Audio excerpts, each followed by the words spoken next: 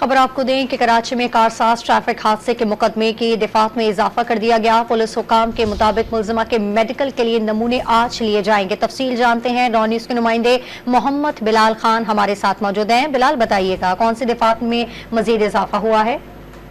जी बिल्कुल, देखिए हादसे के मुकदमे की दफात में इजाफा करते किया। पुलिस हुकाम की जानिब से ये कहा गया है कि खातून नताशा के पास मकामी ड्राइविंग लाइसेंस मौजूद नहीं है। मुकदमे में सेक्शन 322 कत्ल बिल सबब का इजाफा किया गया है। इससे कबल मुकदमे में कत्ल खता की दफा 320 से शामिल की गई थी, जबकि पुलिस जराये की जानिब से ये भी कहा गया है कि मुलजिमा के मेडिकल सैंपल भी आज जमा करवाए जाएंगे। इससे हुकूमती तासुल के बाइस कल लैब बंद थी जिस पर सैंपल नहीं लिए गए थे।